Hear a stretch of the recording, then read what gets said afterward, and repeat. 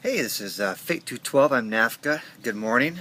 I'm doing this stuff early in the morning outside because it is going to be hot.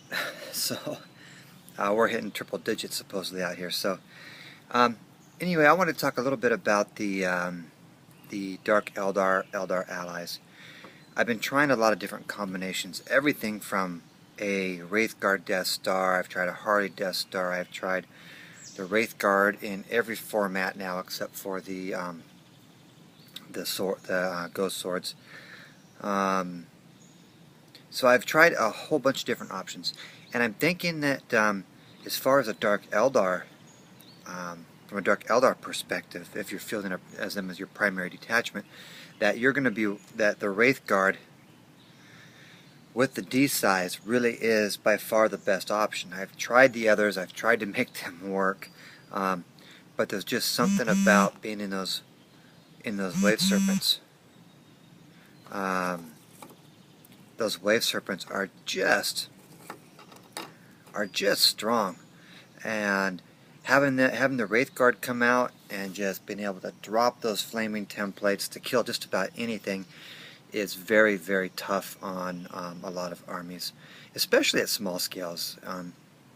But I've been fielding them, and they just come out, and I think in one game, for instance, I was able to drop a demon prince, a flying demon prince, who I dropped him right in front of me. Um, let's see, so a demon prince, two squads of pink horrors, and a chaos sorcerer with a jump pack. In 2 rounds, that was with 2 squads. I was able to kill all of that.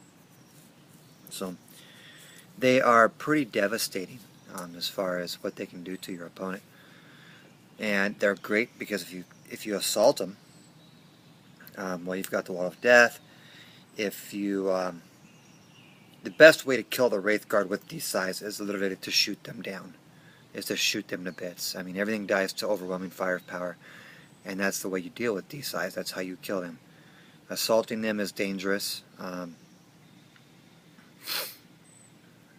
I'm not sure lasguns can do it. But regardless, I think that these size are one of the strongest units that you can do for your Dark Eldar, and I personally am going with 2 right now below 2,000 points, and 3 above 2,000 points with the addition of a Eldar jet bike squad.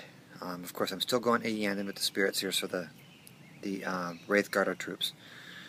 And I go with the Autarch because I just love the Soul Shrive for the Iyanden forces. It just feels Dark Eldar-ish to me. And I just love the fact that the Iyanden forces, who I was very interested in when I was back in, back 15, 13, 14 years ago, whatever it was, back in 1998. So I guess that was about 15 years ago. Iyanden was what I was interested in just because of their Ghost Warriors. I thought that was a fascinating concept. It's neat that they were the first supplement out, and that there's fluff and background tying them into the Dark Eldar, how the Dark Eldar have come in a couple times now in the background and the fluff and fought side by side with them. Add the Soul Shrive in there, and it is, hey, it's Dark Eldar-ish, okay? So you get an Autarch who gets to melee like an Archon without the 2+, but it just makes it a lot of fun. And plus, hey, the Dark Eldar do get to witness firsthand the Wraith Guard out there fighting, which is what they're kind of there for in the first place. So it makes it fun, a little bit fluffy as far as, you can throw a little bit of background, some fluff, and some character interaction into your Autarchs and your Archons. I like doing that on the side, especially when it ties into my list. So, hey, that stuff's a lot of fun. That's kind of what I'm doing right now with my Eldar, as far as being a Dark Eldar secondary detachment.